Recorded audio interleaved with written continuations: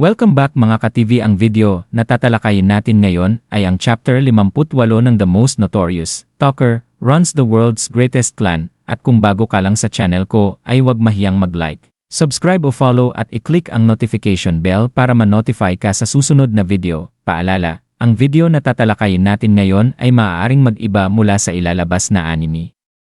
Hindi ko inaangkin ang mga drawing o anumang materyales na ipapakita. Ang layunin ko ay magpakita ng suporta at magbigay ng impormasyon tungkol dito. Ang lahat ng kredito ay nananatili sa mga orihinal na may-ari. Maraming salamat. Habang naglalakbay sina Akira at Amelia palayo mula sa kaharian ng mga elf, sinasamahan sila ng mga bantay elf na ipinadala ng hari upang tiyakin ang kanilang kaligtasan. Tahimik ang umagang iyon, at sa kanilang paglalakad sa mahabang daan na napapalibutan ng mga punong kahoy, nagsalita si Amelia. Tinanong si Akira kung saan sila tutungo pagkatapos. Mahinahon ngunit may bigat ang boses ni Akira nang sabihin niyang pupunta sila kahit saan, anumang lugar na makatutulong sa kanya upang tuparin ang huling utos ni Komandante Saran. Ipinaliwanag niya na hindi basta-basta paglalakbay ang ginagawa nila, kundi isang misyon upang palakasin ang kanyang sarili hanggang maabot niya ang antas na 100, isang layunin na halos alamat na lamang sa kasaysayan. Ang sinumang umabot sa antas na iyon ay sinasabing nakakamit ang isang mahiwagang special skill na walang kapantay.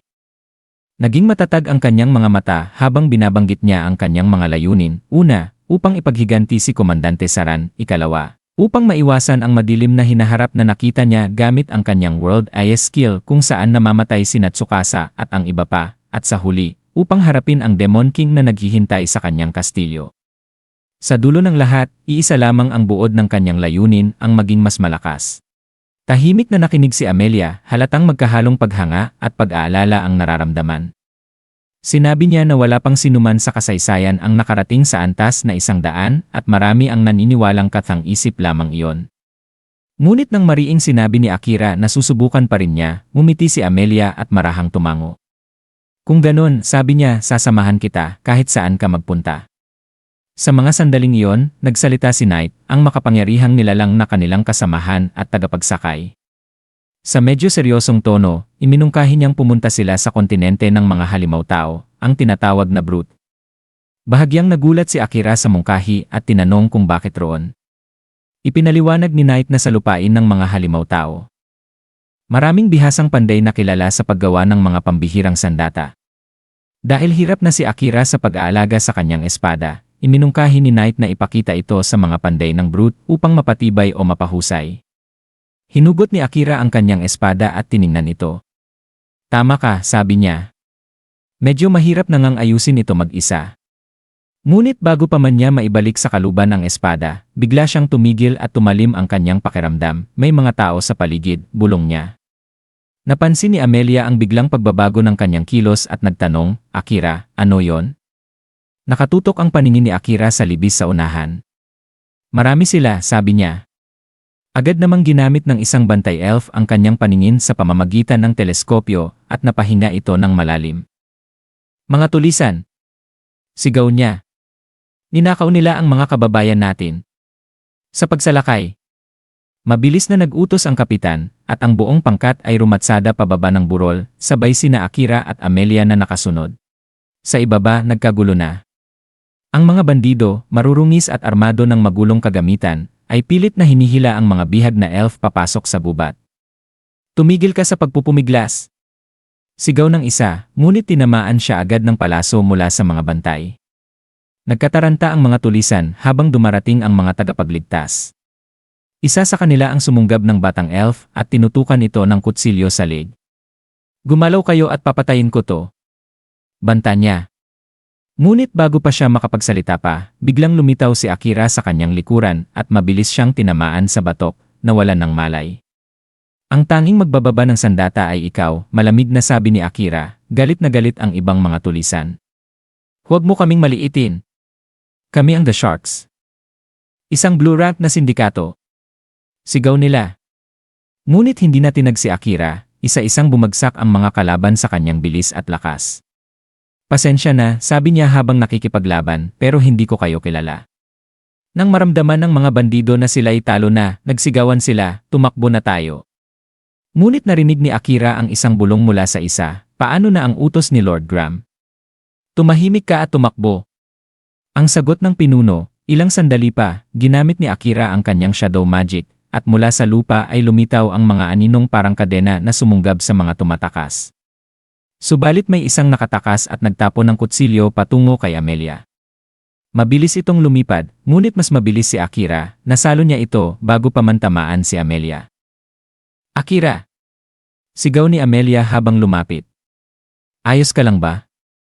Tumango si Akira, bahagyang umingiti. Hindi ka ba nasaktan? Tanong niya. Hindi, sagot ni Amelia na may magaan ng ngiti. Ngunit biglang nagsalita si Knight, may halong biro at yabang, kayang-kaya kong iwasan yung maliit na patalim kahit may sakay pa ako. At heto ka, akala mo kung sinong kabalyero. Namula si Amelia at pinisil ang pisngi ni Knight. Huwag mo siyang asarin. Nakakahiya. Reklamo niya, dahilan para magreklamo rin si Knight habang tumatawa si Akira. Pagkatapos ng laban, pinulot ni Akira ang kutsilyong itinapon ng kalaban. Napansin niya ang kakaibang sagisag sa hawakan, tila galos ng kuko ng raptor. Parang nakita ko na ito dati. Sabi niya. Amelia, narinig mo na ba ang pangalang Bram? Sumabat ang kapitan ng mga elf, kung tama ang pagkakaalala ko, iyon ang pangalan ng punong ministro ng Uruk, ang pinakamalaking bansa ng mga halimaw-tao. Napatigil si Akira, naalala ang mga briefing ni Komandante Saran kung saan binanggit ang Uruk at ang parehong sagisag na yon. Ilang sandali pa, lumapit ang isa sa mga bantay at iniulat na ligtas na ang mga bihag at nakaposas na ang mga tulisan. Tumango si Akira at tumingin sa malayo. Hanggang dito na lang ang ating magkasamang paglalakbay, sabi niya. Nagulat ang kapitan. Ano? Pero inatasan kaming ihatid kayo ni Prinsesa Amelia ng ligtas.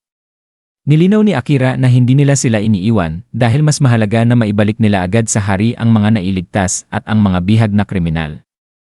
Lalo't malinaw na konektado ito sa mga kaso ng pagdukot na nabanggit ng hari noon. Sa huli, pumayag din ang kapitan, kinuha ang mga bihag at ang kutsilyo bilang ebidensya at yumuko sa kanila. Ipinakita naman ni Akira ang lungsod sa malayo kung saan matatanaw ang pantalan. Doon kami tutungo, sabi niya. Sasakay kami ng barko patungong Brute. Marahan siyang yumuko sa mga bantay. Ipaabot ninyo sa hari ang aming pasasalamat sa kanyang tulong. Tumango ang kapitan at sumaludo. Naway gabayan kayo ng mga espiritu, Akira at Prinsesa Amelia. Sa pag-alis ng mga bantay, magkasamang tumingin sina Akira at Amelia sa malayong daan, habang hinahaplos ng hangin ang mga dahon sa paligid. Ngayon, malinaw na sa kanila ang susunod na hakbang, patungong pantalan, at mula roon, sa lupain ng mga halimaw-tao, kung saan naghihintay ang panibagong kabanata ng kanilang pakikipagsapalaran. At dito nagtatapos ang kabanata 21 ng may status as an assassin obviously exceeds the hero. Gusto nyo ba ng chapter 22? Mag-comment na sa baba at maraming salamat.